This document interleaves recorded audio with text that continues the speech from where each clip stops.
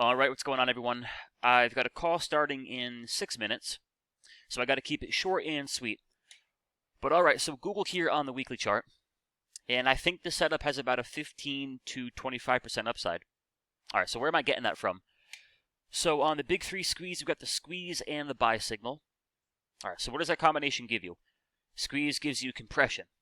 All right, we're building up energy, everything is coiled up.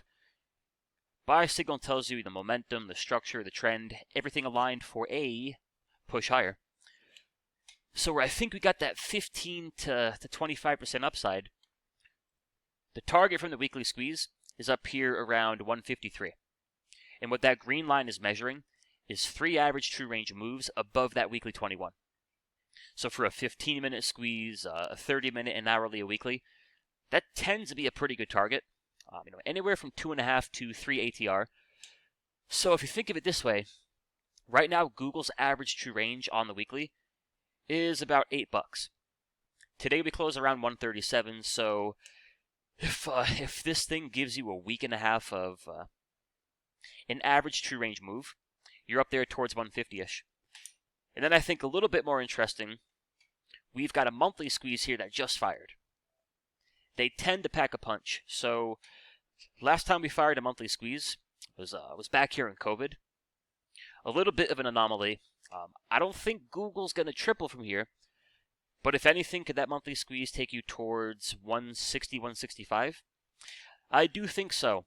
So we got some February expiration call debit spreads up at 150, 160. And then aside from that, we'll take a look here at Tesla. Now, admittedly, I kind of broke my own rule here. So we had a nice trade in Tesla last week. We bought some debit spreads, caught that push towards 250, and we sold those for about a 200% return. So from there, the game plan was, as soon as Tesla gets a fresh weekly buy signal, which you'll notice we do not have, no green bar, no green arrow. When we get that, we'll do something for March expiration up here at 300. So a little lack of discipline. We never got that signal yesterday, and I still jumped in. So that is worthy of a spanking, breaking your own rules. But with that being said, we are playing with profits, and I think it's a good setup. 21 EMA crosses back above the daily 50. You got your daily buy signals, and then I think we could end up seeing a daily squeeze. Maybe a couple more days of chop. But for now, we do have the next best thing, which is a 4-hour squeeze. So if they can push that through that 200 SMA and get that bad boy to fire, I think from there Tesla's off to the races. And then aside from that, Amazon is looking good. This has a monthly squeeze that just fired. It's got a nice weekly squeeze, and you're squeezing on your daily chart as well. Meta, not as clean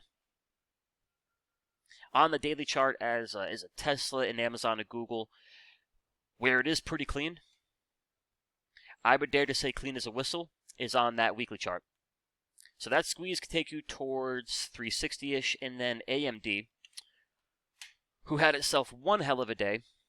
That weekly squeeze fired on Monday, so that should be clear for a push towards 140-ish. But all right, guys, my call is starting here in 2 minutes. So moral of the story: into January, February, March, at a minimum, I like Google into 150-ish. So we're rocking with those call debit spreads.